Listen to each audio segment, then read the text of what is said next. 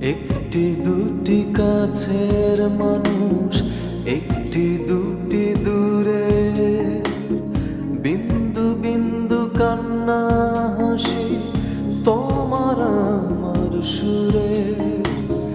একটি দুটি প্রজাপতি দাউড়িয়ে শূন্যে, আকাশ ভরা সূর্য তারা তোমার আমার জন্যে, তোমার আমার জন্যে, তোমার আমার জন্যে।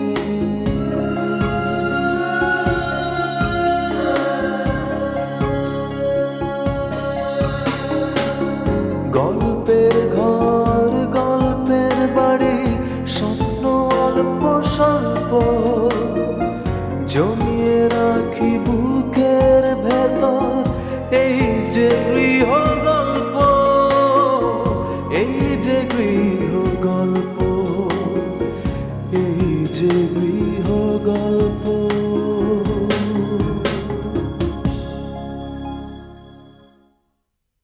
তোকে ওখানে কেন নিয়ে গেল কিছু বলেনি? আমার শেকড় চেনাতে চিনে এলাম। জানো মা, ওরা কষ্ট করে আমার সাথে দু একটা কথা বললেও একবারও তোমার কথা জিজ্ঞেস করেনি। এখন একটা ভয়াবহ বুদ্ধি দরকার, যাতে জুনায়েদ চাচার বাক রুদ্ধ হয়ে যায়। হ্যাঁ, বাপ রুদ্ধ? মিরানার জন্য আমি একটা পাত্র ঠিক করেছি। এখন তোমরা দেখো ওকে বিয়ে করতে রাজি করাতে পারো কিনা। ও যদি রাজি থাকে তাহলে আমাকে খবরটা দিও, আমি চললাম। আমার বিয়ে ইম্পসিবল, ইম্পসিবল।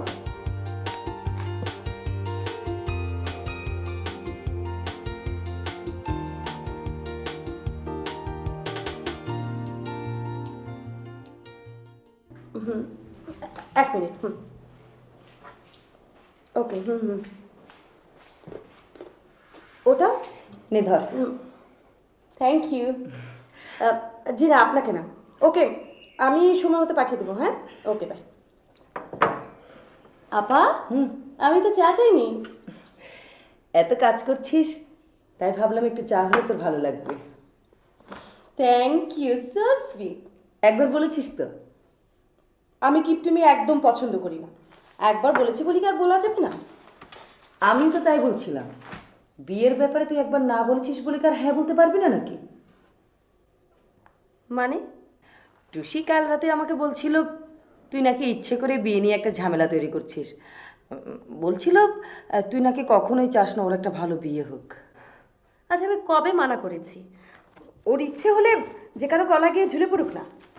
আমি কি ওকে টেনে ধরে রেখেছি? সেইখানেও একটা প্যাঁচ আছে। কদিন আগে যে ছেলেটা এসেছিল, তাকে পছন্দ হলে বিয়ে করে ফেলুক না আপা, আমি তো বাধা দিচ্ছি না। সেই ছেলেটাকে ঠিকমতো পছন্দ হয়নি। কিন্তু কি? তুই বড় বোন, তোকে ফেলে রেখে বাবা মা কি করে টুসিকে আগে বিয়ে দেয়? ওদিকে আবার টুসির এম ইন লাইফ হচ্ছে বিয়ে করা। ও, তার মানে টুসি বলতে চাইছে আমাকে যত তাড়াতাড়ি সম্ভব বিয়ে করে তার পথ পরিষ্কার করে দিতে হবে। সত্য সব। তাতেও হচ্ছে কোথায়? উফ, আপা আবার কি? তুই যদি এই মুহূর্তে বিয়ে করতে চাস তাহলে টুসির বিয়েটা পিছিয়ে যাচ্ছে না? হ্যাঁ। কিন্তু টুসি চায় যত তাড়াতাড়ি সম্ভব তোর আগে ওর বিয়েটা সেরে ফেলতে। আপা, আমার না কেমন পাগল পাগল লাগছে। আমি তোমাদের এসব কিছুই বুঝতে পারছি না। আহা, আমাকে বলে কি লাভ? টুসিকে গিয়ে বল না। আমি টুসিকে গিয়েই বলবো। আমি এখনই যাচ্ছি। শোনো, এগুলো কিচ্ছু ধরবে না।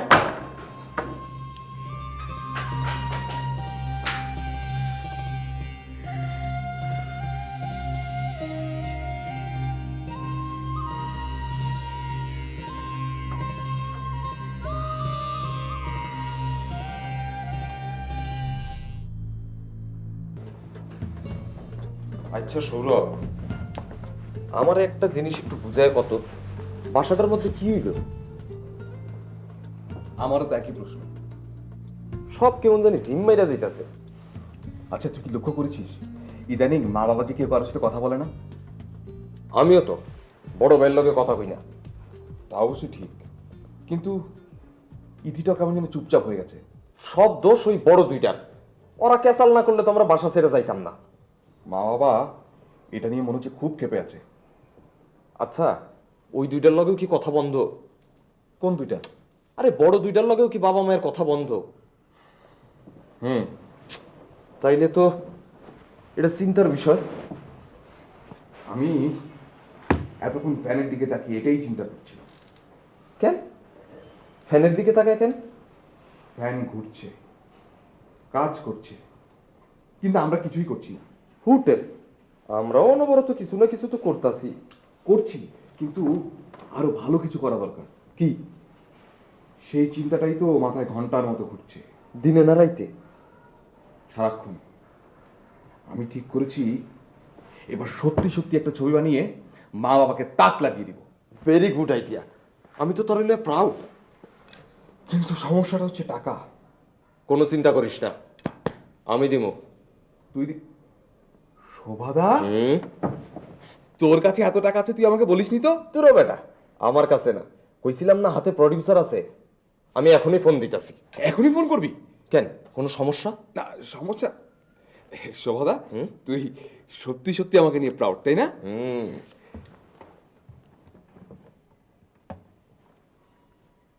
Hello. Stock, Reiter's, cash, bank, furniture, gross profit যদি 850, তাহলে নেট প্রফিট হচ্ছে 1600। আউটস্ট্যান্ডিং এক্সপেন্সেস বাদ দিব না, নেট অ্যাসেট রাখবো প্লাস ক্যাপিটাল সিডি statement of profit and loss. Gross profit 850, তাহলে নেট প্রফিট হচ্ছে 2400 মাইনাস 2600। মালামাল net profit 2450, 850 gross profit provision অঙ্কগুলো এত চিৎকার করে করে আমি আমার জীবনে প্রথম দেখলাম। ম্যাট্রিকের পর কি তোর আর অঙ্ক ছিল? I don't think so. তাহলে যেটা সম্বন্ধে তোর মিনিমাম ধারণাও নেই সেটা নিয়ে কেন কথা বলতে আসিস? প্লিজ কোনো কথা বলিস না। 850 গ্রস। দেখো মৌটুসি, ম্যাট্রিকের পর আমার অঙ্ক ছিল না ঠিকই, কিন্তু আমার এই কমন সেন্সটা ছিল, আর ওটা দিয়ে আমি সব বুঝতে পারি। ট্রেনিং করাতে করাতে না তোর ভিতরে একটা মাস্টারির অভ্যাস চলে এসছে, আর বেশি দিন মাস্টারি করলে কমন সেন্স একটু একটু কমেই যায়। মালামাল 850, 2500। তোর আচার আচরণ দেখে মনে হচ্ছে তুই ঝগড়ার জন্য একটা প্রিপারেশন নিয়ে বসে আছিস। একটা বিয়ের জন্য এতটা খেপামির কোনো অর্থ হয় না টুসি। কি? আমি বুঝি না, তুমি মনে করো যে আমি কিছুই বুঝি না? আমার বিয়েটা হয়ে গেলে তুমিও সাথে সাথে একটা বিয়ে করতে পারো। স্বার্থপর, তুই আসলে একটা স্বার্থপর। আর তোর মাথায় না আসলেই কিছু নাই। আচ্ছা, তোর কি ধারণা তোর বিয়ের জন্য কি আমার বিয়ে আটকে থাকবে? কখনোই না, নেভার। ছেলে পছন্দ হলে আমি বিয়ে করে নিব, প্রয়োজনে আমি একাই বিয়ে করব। একটা শিক্ষিত মেয়ে একটা বিয়ের জন্য এতটা পাগল হতে পারে আমি ভাবতেই পারি না। আচ্ছা, তুই বিয়ে করিস না নাকি তোর বিয়ে হয় না? একটা ভালো ছেলে পেলে তো ঠিকই নাচবি। মৌটুসি, তোর মতো অভদ্র মানুষ আমি আমার জীবনে দেখিনি। আর তোর মতো এরকম একটা ফালতু মানুষ আমি আমার জীবনে দেখি নাই। কি? আমি আমি ফালতু? Moutusi, Moutusi, please stop it, stop it. জি জি জি বল্টু ভাই। আরে ভাই কি যে কর না। আরে আমার পোলাপাইন তো সবসময় আপনার লগেই আছে। জি জি, আজকে বিকালে ক্লাব কমিটির মিটিং। ওকে ওকে, আমি পোলাপাইন নিয়ে চলে আসতেছি। আচ্ছা, ওইসব কি কিছু আনুম নাকি? মেশিন টেশিন লাগবো না? ওকে ওকে, রাখি ভাই, রাখি। আসসালামু আলাইকুম। কি হলো? ক্লাব কমিটির মিটিং, পোলাপাইন লাগবো। আমার তো হায়ার করা ছাড়া উপায় নাই। আরে দেখ, আমি সিনেমাটার কি হলো? ওহো, ওই কথাটা তো বলা হয় নাই। রাবিশ, আমি জানতাম তোর পক্ষে এই কথা বলা সম্ভব না। অপমান করার কথা কবি না সৌরভ। আমি আবার ফোন করতেছি। হ্যালো ভাই, ভাই ওই শোভাদা ভাই, ওই যে আপনারে কইছিলাম না আমি একটা সিনেমা বানাবো। জি, টাকা দরকার। হ্যাঁ, ওই কত লাগবে রে? এক্ষুনি দিয়ে দিবে নাকি? তাই তো মনে হয়। ওই কই যাস? আরে দোল, তুই খালি কাজের সময় ভেজাল করস। ওইদিকে ভাইয়ের মোবাইলে বিল উঠতাছে। তুই এক কাজ কর, বলছে 25 লাখ টাকা। 25? পাগল হইছিস নাকি? না না, পরেইটা কমন, তুই বল না 25 লাখ টাকা। আচ্ছা হ্যালো ভাই, ভাই 25 লাগবো। বলছে বাকি খরচ আমি বাকি জি জি, বিকেলে যখন দেখা হবে তখন নিয়ে নেব। ওকে, রাখি বস। বাই। ও রে সৌরভ, কি হইলো? সত্যি সত্যি সন্ধ্যা টাকা দিয়ে দেবে? তাই তো কইলো। দাদা হুম, তুই না সত্যি একটা জিনিয়াস। পুরো 25-এ রাজি হয়ে গেল। পাক্কা ক্যাশ 25,000। 25,000? 25 কত? হাজার হাজার। 25? ননসেন্স।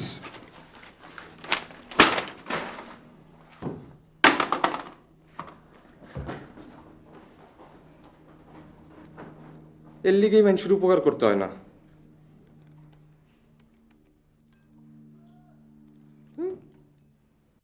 যাক, তোমরা যে সিদ্ধান্তটা নিতে পেরেছো সেজন্য আমি সন্তুষ্ট। আর তাই তো বলি যে মিরানার বিয়ে হওয়ার আগে মৌটুসির বিয়ে হয় কি করে? হ্যাঁ সেটাই তো। আর তাছাড়া মৌটুসি একেবারে সাফ সাফ বলে দিয়েছে মিরানার বিয়ে না হওয়া পর্যন্ত ও কখনোই বিয়ে করবে না। তা না হয় বুঝলাম, কিন্তু আমরা যে এখনই ডিসিশন নিয়ে ফেলছি, মশিউর তো নেই। এত বড় একটা সিদ্ধান্ত। কি যে বলেন ভাবি আপনি, আপনারা থাকতে মশিউর। না না না, সে তো অবশ্যই। হ্যাঁ, আচ্ছা, সেটা না হয় বুঝলাম, কিন্তু ছেলে কি করে, কি নাম, বিশেষ কিছুই তো। কোন ছেলে? হ্যাঁ?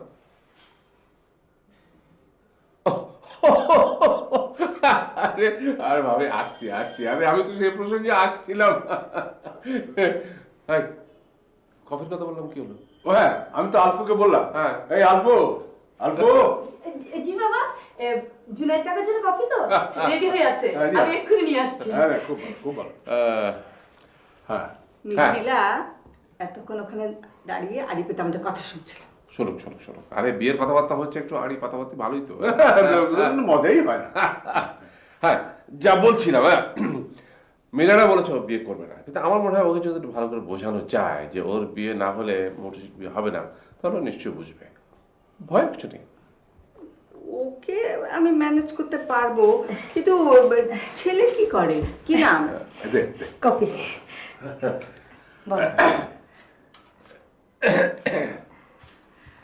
হ্যাঁ। মিথিলা, জি আমরা একটা জরুরি কথা বলছিলাম। থাক না থাক, ও থাকুক, ও থাকলে কাজই লাগবে। হ্যাঁ, ও ছেলের কথা বলছিলেন না? আরে দেশে কি ছেলের অভাব আছে নাকি? কি উল্টা পাল্টা কথা বলছেন? এক্ষুনি বললেন ছেলে ঠিক করা আছে, আবার এখনই বলছেন যে ছেলের অভাব নেই। Junaid, B specific. পরে দেখা যাবে ওই রুকুর মতো ওনার একটা ভাগ্নেকে এনে হাজির করেছে। মিথিলা এসব।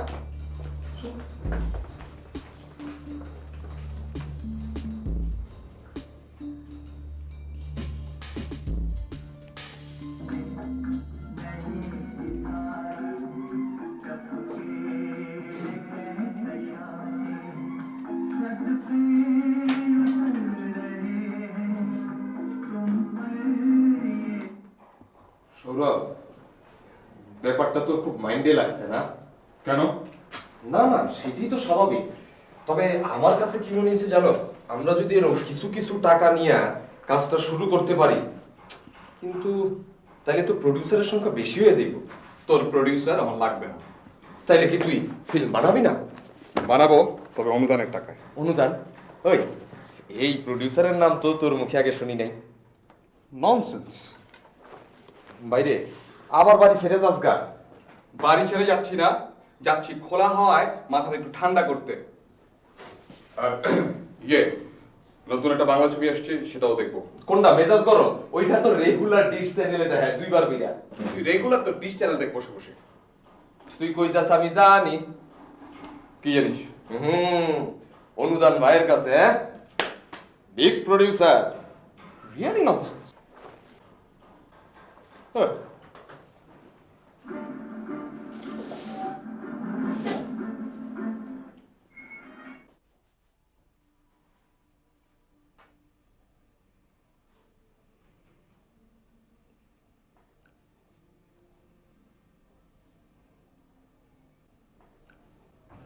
আচ্ছা, ভাবি যে হঠাৎ করে মিথিলাকে এভাবে নিয়ে এখান থেকে চলে গেল, এর কারণটা কি? যেখানে খুশি যাক, তুই বল ছেলেটাকে। কোন ছেলেটা? জোনায়েদ, হেয়ারি করিস না তো। তুই এরই মধ্যে যথেষ্ট কেলেঙ্কারি করে ফেলেছিস, আর নতুন কিছু ঘটাস রে বাপ। আরে কি হলো, তুই হাসছিস কেন? সত্যি আকাম, তুই একটা ভীতু। এই ভাবির সাথে থাকতে থাকতে তোর এই হাল হয়েছে। জোনায়েদ, আমি কিন্তু সিরিয়াস। ভাবির ব্যাপারে? না, তোর ব্যাপারে।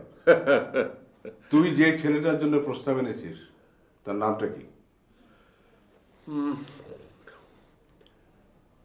সে যদি আমার আত্মীয় হয়, তোর আপত্তি আছে? আছে। তাহলে তার বলে কোনো লাভ নেই। তারপরে এই গত দুদিন ধরে তুই যে রং ঢং নানা রকম কারসাজি করলি তার। তুই কি পাগল নাকি? আরে সেদিন বসুরের হাত থেকে বাঁচার জন্য হঠাৎ করে ইনস্ট্যান্টলি একটা গুল মেরে দিয়েছিলাম আর কি। আসলে কোনো ছেলেই নেই। জুনায়েদ, আমার ঠিক মনে হচ্ছিল তুই আরেকটা কেলেঙ্কারি বাঁধাবি। এই, তুই হাসছিস কেন? সঞ্জানা যদি জানতে চায়, তখন তুই ছেলের নাম কি বলবি? জানতে চাই না, জানতে চাচ্ছি। কে ছেলেটা? কে কে কে কে? কোন ছেলে? এই ছেলে, ছেলে না, এই ছেলের নাম হচ্ছে ইয়ে ফয়েজ। ফয়েজ, ফয়েজ। হ্যাঁ হ্যাঁ, ফয়েজই তো। কি হায়দারের সাথে আত্মীয়তা? আপনার সাহস হলো কি করে? কি করে? কি করে? হ্যাঁ, কি করে?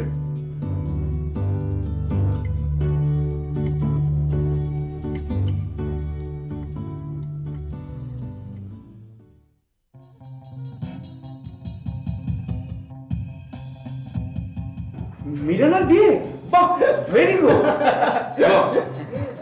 পাত্র হিসেবে আমাদের পছন্দ ফয়েজ। বাবা, আমাদের 5 ভাই বোনকে বাদ দিয়ে তোমরা কি কখনো তোমরা হতে পারো? কিন্তু জুনায়েদও তো ইচ্ছে করে এমনটা করেনি। বাবা, আমরাও ইচ্ছে করে মুখের উপর কথা শোনাই। সময় এবং বাস্তবতা এই দুটোই এই কথাগুলো শোনাতে বাধ্য করেছে।